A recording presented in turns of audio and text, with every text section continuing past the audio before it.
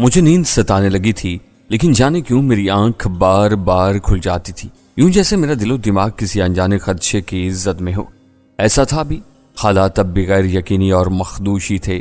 مجھے سخت افسوس ہو رہا تھا کہ ٹھیکیدار رام راج نے غفلت کا مظاہرہ کیا تھا، مجھ سے پیسے بھی نصف لے لیے تھے اور اپنی بے وقوفی یا جلد بازی کے سبب مجھے پھنسا بھی دیا۔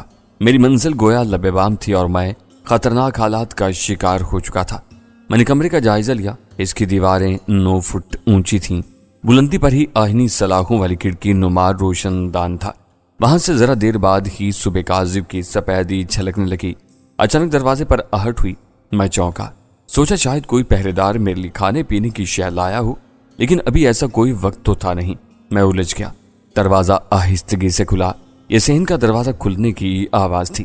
اس کے بعد کسی کے دھیرے دھیرے چلتے قدموں کی آواز ابھری۔ دفعتاً ہی میری چھٹی حس نے مجھے خبردار کیا اور میں لپک کر کمرے کے دروازے والی دیوار کے ساتھ جا چپکا۔ اس کے بعد باہر سے کسی نے دروازے کی کنڈی بے آواز انداز میں کھولنے کی کوشش کی۔ اس قدر رازدارانہ انداز ہی نے مجھے کسی خطرے کا اندیا دے دیا تھا۔ پھر آہستہ آہستہ دروازہ واہ ہونے لگا۔ ایک سایہ کمرے کے فرش پر ابھرا، پھر اس کا ایک اٹھا ہوا ہاتھ جس سے پستول کی نال کی جھلک واضح تھی۔ میرا پورا وجود سنسنا اٹھا۔ کوئی مجھے رازداری سے ٹھکانے لگانے کی کوشش میں تھا۔ مجھے سامنے نہ پا کر سایہ نہایت آہستگی سے اندر داخل ہونے کی کوشش کرنے لگا اور تب ہی میں نے اس کے پستول والے ہاتھ پر کراٹے کے انداز میں اپنے دائیں ہاتھ سے وار کر دیا۔ اس کے حلق سے کراہ خارج ہوئی اور پستول کمرے کے فرش پر جا گرا۔ میں نے اسے ذرا بھی سنبھلنے کا موقع دیا بغیر اس کی جھکی ہوئی گردن کو دبوچا اور اس زور سے اندر کھینچ کر چھوڑا کہ وہ سیدھا کمرے کے سامنے والی دیوار سے جا ٹکرایا۔ اس کا سر کسی ناریل کی طرح چٹکا اور وہ چیخ مار کر بے حس و حرکت ہو گیا۔ باہر مجھے کھڑبڑ کی آوازیں سنائی دیں، گویا مجھے تاریک راہوں میں ہلاک کرنے والے ایک سے زائد تھے۔ میں نے لپک کر فرش پر گرا وہ پستول اٹھایا اور جیسے ہی کمرے سے باہر صحن میں آیا تو 2 جنگجو آسامی میرے مد مقابل آ گئے۔ ایک کے ہاتھ میں گن تھی جس کی نال پر لمبی سی کرولی نصب تھی، جبکہ دوسرے کے ہاتھ میں سنان تھمی ہوئی تھی۔ میں بیک وقت دفاع اور حملہ کرنے کے انداز میں اپنے دونوں ہاتھ اور ٹانگیں پھیلائے ان سے مقابلے کے لیے تیار تھا۔ میری عقابی نظریں گن بردار کی ٹریگر پر رکھی ہوئی انگلی پر لگی تھی۔ جیسے ہی میں نے وہاں انداز جنبش کو محسوس کیا، میری انگلی نے ٹریگر پر پہلے حرکت کر ڈالی۔ بس ذرا 1 سیکنڈ کے 1000ویں حصے کا مجھے پہلے اس پر فائر کرنے کا موقع مل گیا۔ میرے پستول کی نال نے شعلہ اگلا، گولی گن بردار کے ایک ہاتھ میں لگی، وہ چیخا اور گن اس کے ہاتھ سے چھوٹ کر پرے جا گری۔ ادھر سنان بردار نے ایک لمحہ ضائع کیے بغیر بجلی کی سی پھرتی کے ساتھ اپنی سنان مجھ پر اچھالی۔ اس کی مہارت اور پھرتی نے مجھے دہلا کر رکھ دیا۔ اتفاق ہی تھا، جب میں اپنے پستول کی نال اس کی طرف گھمانے لگا تھا کہ میں رخ بھی گھوما تھا۔ یہی وہ وقت تھا جب سنان شائیں کی سنسناتی آواز کے ساتھ میری گردن کی بائیں جانب سے گزرتی چلی گئی۔ ایک لمحے کے لیے تو مجھ پر جیسے موت کا سا سکتہ طاری ہو گیا۔ اب نوار خالی جاتے اور مجھے ہکا بکا پاتے ہی اس نے راہ فرار اختیار کرنا چاہی اور دروازے کی جانب جست بھری۔ میں نے سنبھلتے ہی اس پر گولی داغی، لیکن وہ جیسے چھلاوا ثابت ہوا۔ گولی کا نشانہ خطا گیا اور کھلے دروازے کی چوکھٹ پر گولی پیوست ہو گئی۔ میں بھی چیتے کی طرح اس کے پیچھے لپکا۔ باہر آیا تو ایک جانب سے کئی لوگوں کو دوڑتے ہوئے آتے دیکھا۔ اس طرف بھی میں نے 2-3 فائر داغے، پھر میں پلٹا اور مکان کے عقب میں چلا گیا۔ یہاں دور مجھے ڈھلوانی جنگل پھیلا ہوا نظر آیا۔ میں نے ایک دم طوفانی دوڑ لگا دی۔ مجھے عقب میں گولیاں چلنے کی بھی آوازیں سنائی دیں، مگر میں اب کہاں رکنے والا تھا۔ لگاتار نصف گھنٹے تک دوڑتا رہا اور آبادی سے بہت دور نکل آیا۔ میری سانس عمومی طور پر پھولی رہی۔ میں ذرا سستانے کے لیے ایک درخت تلے بیٹھ گیا اور اپنا تنفس اور دوڑنے کی تکان دور کرتا رہا۔ 10-15 منٹ بعد میں نارمل تھا۔ اس کے بعد میں اٹھا اور ایک پہاڑی پر چڑھ کر چاروں طرف دیکھنے لگا۔ کوئی میرے تعاقب میں نہیں آیا تھا، شاید میں ان کے لیے اتنا اہم نہیں تھا۔ میری سمجھ میں نہیں آ رہا تھا کہ مجھے اس طرح صبح کے منہ اندھیرے ہلاک کرنے کی سازش کس کی ہو سکتی تھی۔ ان بھائی بہن روی راج اور اس کی بہن اشنا راج کی تو ہرگز نہیں ہو سکتی تھی، کیونکہ اگر ان کو مجھے ہلاک کرنا مقصود ہوتا تو یہ اسی وقت ہی میری موت کا پروانہ جاری کر دیتے۔ ان پر بھلا کون معترض ہوتا؟ تبھی مجھے ان کے غصیلے اور گھمنڈی دراز قامت سے پاچالار کا خیال آیا۔ وہی یہ سازش تیار کر سکتا تھا، کیونکہ وہ مجھے زندہ چھوڑنے یا قیدی بنائے رکھنے کا قائل تھا ہی نہیں۔ بہرحال کچھ بھی صحیح، میں اب آزاد تھا، لیکن منزل سے بھٹک گیا تھا۔ منزل تک پہنچنے کا ابھی بہت سا آبی سفر باقی تھا۔ میں نے سب سے پہلے ایک قریبی بہتے ہوئے صاف شفاف پہاڑی چشمے سے پانی پیا اور کچھ جنگلی پھل توڑ کر کھائے۔ ایک خربوزے جیسا گودے دار پھل بہت مزے کا لگا۔ پیٹ بھرا تو جسم میں پہلے سے زیادہ توانائی محسوس ہوئی۔ میں ایک طرف کو چل دیا اور چلتا رہا۔ میرے ارد گرد صبح پوری طرح بیدار ہو چکی تھی۔ آسام کی خوبصورتی اور قدرتی نظاروں سے بھرپور فضا اور مناظر بلا شبہ قدرتی صناعی کا شاہکار ہی تھے۔ ایک طرف مجھے پہاڑی جھرنا بہتا دکھائی دیا، جہاں گچھے دار پھولوں کے پودے اور قدرتی بیلیں ہار سا بنائے جھرنے کے اختتام پر خالہ کیے ہوئے تھے، اور وہیں مجھے خوش رنگ ہرن اور سانبر دکھائی دیے۔ اوپر کھلا نیلا آسمان تھا اور سفید بادلوں کے ٹکڑے تھے۔ غرض یہ کہ یہ سب نظارے دل و دماغ پر اچھا تاثر قائم کر رہے تھے، اور میں آگے بڑھتا رہا۔ پھر ایک جگہ رک گیا۔ میں نے پرسوچ انداز میں اپنے ہونٹ بھینچ لیے۔ اس طرح نامعلوم منزل تک میں آخر کب تک بے مقصد چلتا رہوں گا؟ منزل کے کسی رخ کا تعین کرنا ضروری تھا۔ اس طرح میں بھٹک کر کسی اور پہلے سے بڑی مصیبت کا شکار ہو سکتا تھا۔ اب سوال یہ پیدا ہوتا تھا کہ میں کہاں جاتا۔ پیچھے آبادی کی طرف لوٹ جانے کا سوال ہی پیدا نہیں ہوتا تھا۔ آگے یا آس پاس کسی اور آبادی کے آثار مجھے ہنوز نظر نہیں آ رہے تھے کہ جہاں سے جا کر اپنی منزل کے متعلق کچھ مدد ہی حاصل کرنے کی کوشش کرتا۔ یہ خدشہ الگ تھا کہ وہ لوگ بھی الفا کے حامی ہوتے۔ میری ان سے تو کوئی دشمنی نہیں تھی، اور میرا نہیں خیال کہ وہ وہاں تک میرے تعاقب میں پہنچنے کی کوشش بھی کرتے۔ میں نے ان کا کوئی بھاری نقصان بھی نہیں کیا تھا۔ البتہ ان کے 2 آدمی میرے ہاتھوں شدید زخمی ضرور ہوئے تھے۔ یہ بات مجھے کچھ فکر میں مبتلا کیے دیتی تھی۔ میں نے پھر چلنا شروع کر دیا۔ میرا ارادہ یہی تھا کہ کسی آبادی تک پہنچ کر اپنی منزل کی صحیح سمت اختیار کی جائے۔ اس کے بغیر ساری تگودو وقت کا ضیاع ہی ہوتی۔ سو میں چلتا رہا۔ ابھی میں تھوڑی دور تک ہی چلا ہوں گا کہ اچانک ایک خیال تلے ٹھہر گیا۔ میں نے سوچا آگے کوئی راستہ مجھے نہیں معلوم، کیوں نہ واپس دیہانگ کا رخ کیا جائے، لیکن اگلے ہیلے میں اپنی بیوقوفی پر خود ہی ہنس دیا۔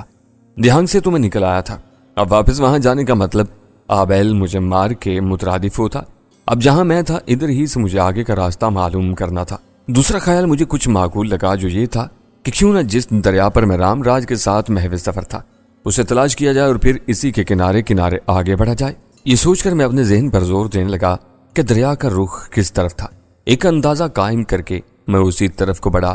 میرا یہ کوئی محتاط اندازہ نہیں تھا، بس ایک تکا تھا۔ تکے کم ہی درست نکلا کرتے ہیں، اور ہوا بھی وہی۔ میں بھٹکتا ہوا کہیں اور ہی جا پہنچا تھا۔ حملہ آور سے چھینا ہوا پستول اب بھی میرے پاس تھا، لیکن اس کے چیمبر میں 2 ہی گولیاں باقی بچی تھیں۔ اپنے دفاع کے لیے میں ان پر فائرنگ کر چکا تھا۔ وہ پستول میں نے اپنی پینٹ کی بیلٹ میں پشت کی سمت اڑس لیا تھا۔ مجھے دریا کا پارٹ نظر نہیں آیا۔ چھوٹے موٹے ندی نالے ضرور دکھائی دیے تھے۔ ممکن تھا ان میں سے کوئی ندی نالا مطلوبہ دریا تک بھی جاتا ہو، مگر مجھے کیا معلوم۔ میں رک گیا۔ عین لبے بام منزل سے بھٹک جانے پر مجھے پھر تشویش سی پریشانی ستانے لگی۔ دفعتاً ایک آواز میرے کانوں میں پڑی۔ غور کیا تو معلوم ہوا کہ وہ شور کی آواز تھی جو قریب ہی جنگل میں کہیں مچا ہوا تھا۔ میں اس طرف کو بڑھ گیا۔ دیکھا سامنے ایک پہاڑی ہے، اس کے عقب میں شاید کوئی آبادی تھی۔ یہ سوچ کر میں نے سرسبز ڈھلان والی پہاڑی پر چڑھنا شروع کر دیا۔ پہاڑی خاصی اونچی تھی، میرے لیے چڑھنا کون سا مشکل تھا۔ کوئی اور ہوتا تو اسے ایک تو اس کی چوٹی سر کرنے ہی میں گھنٹوں لگ جانے تھے، دوسرا وہ بری طرح ہانپ بھی جاتا۔ سانس تو میری بھی کچھ چڑھ گئی تھی، تاہم میں اپنی مخصوص تیز رفتاری کے بلبوتے پر نصف گھنٹے کے اندر ہی اس کی بلندی پر جا پہنچا، اور پھر جب دوسری جانب دیکھا تو دنگ رہ گیا۔ یہ کوئی جنگلی وحشی قبیلہ تھا جو ڈھول وغیرہ پیٹ رہا تھا۔ یہ بہت بڑا میدان تھا، گھنے جنگل اور سرسبز ڈھلوانوں والی پہاڑیوں کے دامن میں یہ ایک وسیع و عریض آبادی تھی۔ جنگلیوں کے جسموں پر تنکوں کے لباس نظر آئے، انہوں نے بھالے تھام رکھے تھے۔ میں شاید آسام کے بعید ترین اور قبائلی علاقے کی طرف نکل آیا تھا۔ سرکنڈوں کے جھونپڑے اور کھیت بھی تھے۔ غور سے اس جنگلی وحشی آبادی کا نظارہ کرنے کے دوران ہی مجھے حیرت کا ایک اور جھٹکا لگا۔ پہلی بار مجھے اس آبادی کی جنوب مشرقی سمت میں سنگلاس اور قدر خشک پہاڑی سلسلہ بھی نظر آیا، مگر حیرت کی وجہ کچھ اور تھی۔ ان ننگ دھڑنگ اور غیر متمدن سے نظر آنے والے جنگلی لوگوں کے درمیان مجھے ترقی یافتہ لوگوں کی بھی کچھ تعداد نظر آئی۔ بیلوں، خچروں اور گھوڑوں کے درمیان ایک بڑے سے فولادی جنگلے والا ٹرک بغیر ہڈ کی 2 جیپیں بھی دکھائی دیں۔ ایک لمبا 18 وہیلر ٹرک بھی نظر آیا۔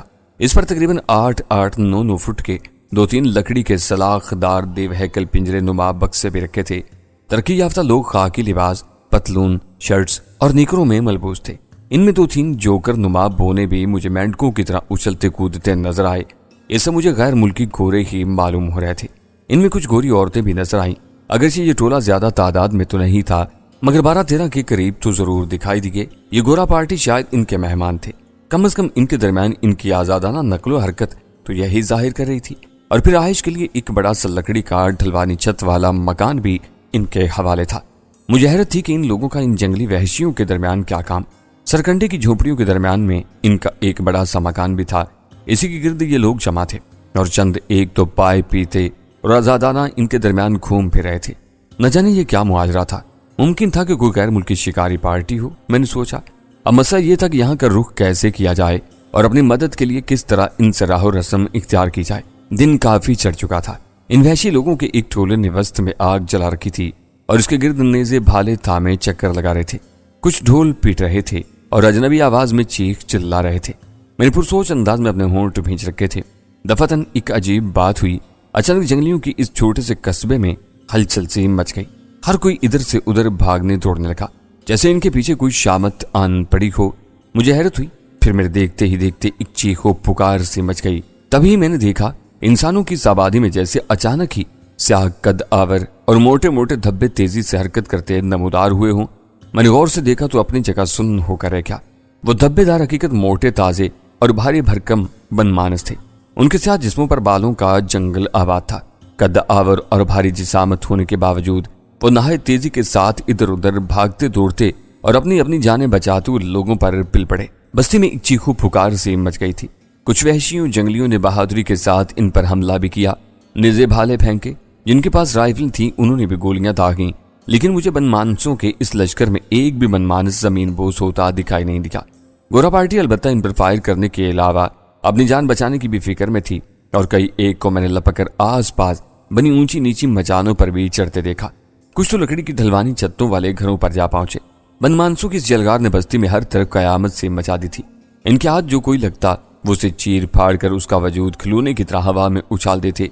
इनकी झोपड़ियां तहो बाला कर डाली। मिट्टी और गर्द का तूफान इस कदर बुलंद हुआ कि अब तो ये कयामत खेज और इबरतनाक मंजर कदले बादलों में गरूब सा हो गया था।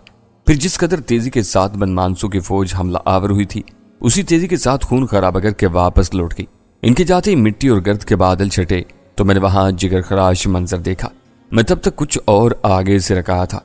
हर तरफ कटी फुटी खून में लथपथ लाशें बिखरी हुई थी। इनमें एक दो गोरे भी थे। कई जां खुनी के आलम में पड़े कराह रहे थे। औरतें और दीगर मर्द अपने मरने वाले बदनसीब अजीज साथियों की लाशों पर आकर इनसे लिपटे रोने चिल्लाने लगे। मैं होंठ भींच कर रह गया।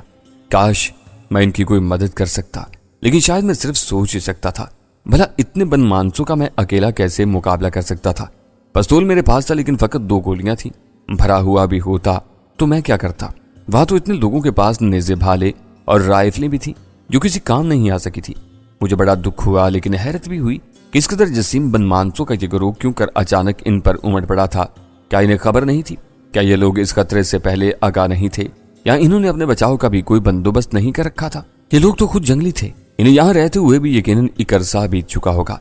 फिर ये सब आखिर क्या मामला था कि ये लोग भी तरने वाला बन गए? कहाँ तो इस आबादी को देखकर मैं खुश हो गया था कि अब यहाँ से मुझे अपनी मंजिल की तरफ कुछ न कुछ मदद मिल सकेगी, लेकिन यहाँ तो इन बेचारों को अपनी पड़ गई थी।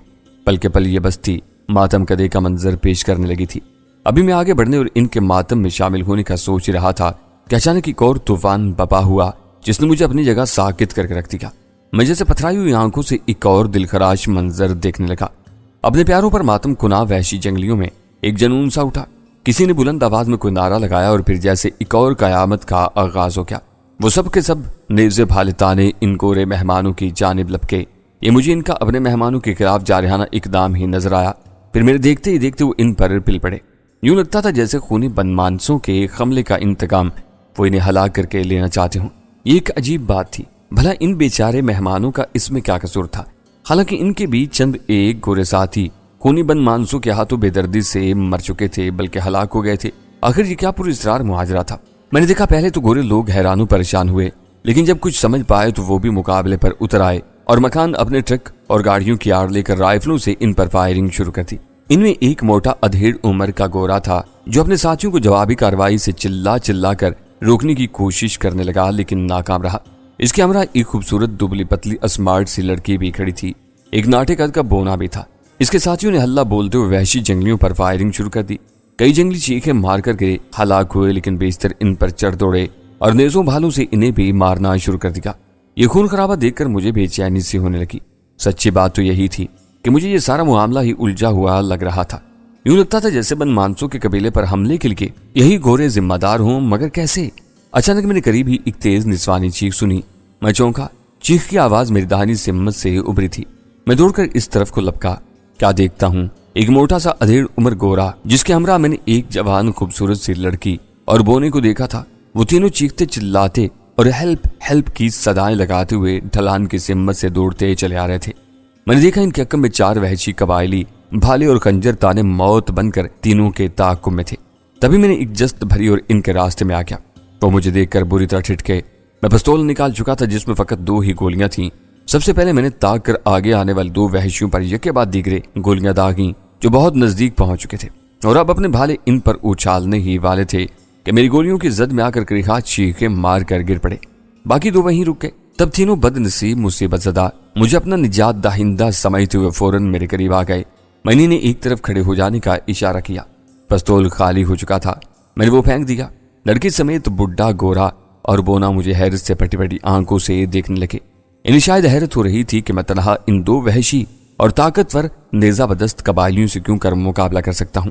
وہ دونوں قبائلی میرے ہاتھوں اپنے ساتھیوں کا انجام دیکھ کر وحشیانہ انداز میں چیخیں مارتے ہوئے میری جانب لپکے۔ ایک نے بھالا بھی تاک کر میری جانب اچھالا۔ میں نے فوراً جھکائی دی۔ بھالا ایک درخت کے تنے میں پوست ہو گیا۔ اس نے مجھ پر چھلانگ لگا دی۔ وہ مجھے لیتا وہ نیچے گرا۔ مجھے لڑکی کی چیخ سنائی دی۔ وہ شاید مجھے ان کے نرغے میں دیکھ کر خوفزدہ سی ہو گئی تھی۔ جنگلی سمیت نیچے گرتے ہی میں نے جنگلی کی پسلیوں میں مکہ رسید کیا۔ اس کے حلق سے چیخ نکل گئی۔ وہ بے دم سا ہو کر دور جا پڑا مگر سخت جان واقع ہوا۔ مجھے اس کے سوکھے سڑے جسم میں کوئی شیطانی طاقت محسوس ہوئی۔ وہ درد سہ گیا اور لپک کر کسی جنگلی بلی کی طرح دوبارہ مجھ پر آن پڑا۔ اس بار میں سنبھل گیا تھا۔ یہ اس کا خاص وار تھا، لپک کر چھلانگ لگانا اور مد مقابل کو دبوچ لینا۔ پہلا بار اس نے اسی طرح کیا تھا اور واقعی مجھے سنبھلنے کا بھی موقع نہیں ملا تھا۔ دوسرا جنگلی نیزہ مجھ میں پوست کرنے کے لیے پر تول رہا تھا اور پھر اس نے تاک کر وار کیا۔ میں اس سے بھی غافل نہیں تھا کیونکہ جب وہ نیزہ تان رہا تھا تو میں نے پہلے مد مقابل کی جست کو اپنے طاقتور بازوؤں میں پھیلا کر بھر لیا اور قدموں پر جمع کھڑا رہا۔ جنگلی میری اس طاقت پر حیران ضرور ہوا ہوگا۔ اسی وقت اس کے ساتھی نے نیزہ پھینکا اور میں نے اس کے ساتھی کو اسی طرف اچھال دیا۔ فضا میں ایک ننگ دھڑنگ انسان اور ایک تیز انی والے بھالے کا یہ عجیب اور سنسنی خیز ٹکراؤ تھا۔ نیزہ اس کے جسم میں پوست ہو گیا اور دوسری جانب سے انی نکل کر نظر آنے لگی۔ وہ اس میں پرو گیا تھا۔ ایک تڑپا دینے والی تیز چیخ کے ساتھ وہ اپنے ساتھی پر جا پڑا۔ تینوں گورے ایک طرف کھڑے حیرت تلے پھٹی پھٹی نظروں سے ہماری لڑائی دیکھ رہے تھے۔ میں نے اسے سنبھلنے کا موقع نہیں دیا اور اس کی طرف جست لگائی۔ اس نے بھی پھرتی سے اپنے مضروب ساتھی کو ایک طرف اچھالا اور وحشیانہ انداز میں نعرہ بلند کرتا مجھ پر پل پڑا۔ ہم دونوں گتھم گتھا ہو گئے۔ جیسا کہ مجھے اندازہ ہو چکا تھا کہ ان بظاہر سوکھے سڑے جنگلیوں کے جسم میں بے پناہ طاقت تھی۔ نہ جانے یہ کون سی جڑی بوٹیاں یا جنگلی جانوروں کا روکھا سوکھا گوشت کھاتے ہوں گے۔ ہم دونوں میں زور آزمائی شروع ہو گئی۔